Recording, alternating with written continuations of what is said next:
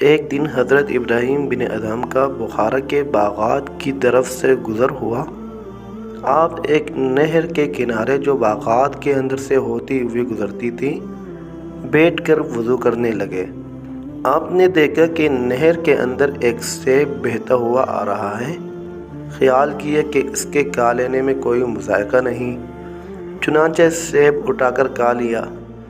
جب سیب کھا چکے تو دل میں یہ وسوسہ پیدا ہوا کہ میں نے سیب کے مالک سے اجازت نہیں لی اور میرا یہ کھانا ناجائز ہے۔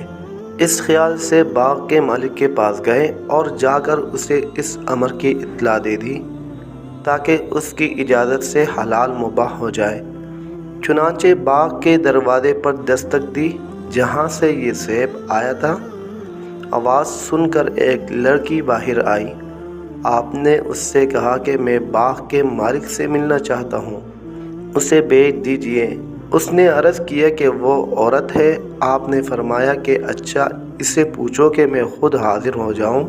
چنانچہ اجازت مل گئی اور آپ اس خاتون کے پاس تشریف لے گئے اور سارا واقعہ اس کو سنایا۔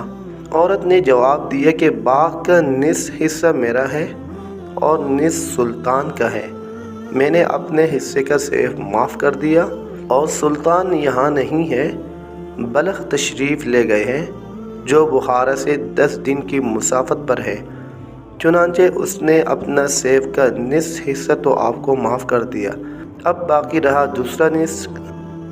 اسے معاف کروانے کے لیے بلخ تشریف لے گئے۔ جب وہاں پہنچے تو بادشاہ کی سواری جلوس کے ساتھ جا رہی تھی۔ اسی حالت میں آپ نے سارے واقعے کی بادشاہ کو خبر کر دی اور نصف حصہ سیب کے معاف کرانے پر طالب ہوئے۔ بادشاہ نے فرمایا اس وقت تو میں کچھ نہیں کہتا، کل میرے پاس تشریف لے آئے، میں اس وقت کچھ کہہ دوں گا۔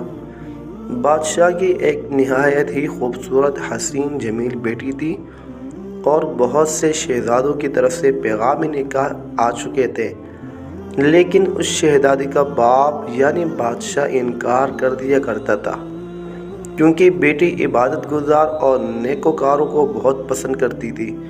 اس لیے اس کی یہ خواہش تھی کہ دنیا کے کسی مشہور زاہد سے ان کا نکاح ہو۔ جب بادشاہ محل میں واپس آیا تو اپنی لڑکی سے ادہم کا سارا واقعہ بیان کیا اور کہا کہ میں نے ایسا شخص نہیں دیکھا کہ صرف نصف سیب حلال کرانے کے لیے بخارا سے یہاں بلخ آیا ہے۔ جب لڑکی نے یہ کیفیت سنی تو نکاح منظور کر لیا۔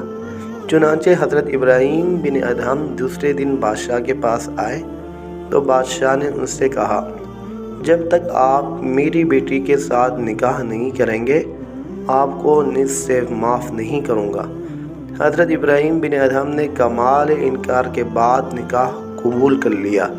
چنانچہ بادشاہ نے اپنی لڑکی کا نکاح ابراہیم بن ادہم سے کرا دیا۔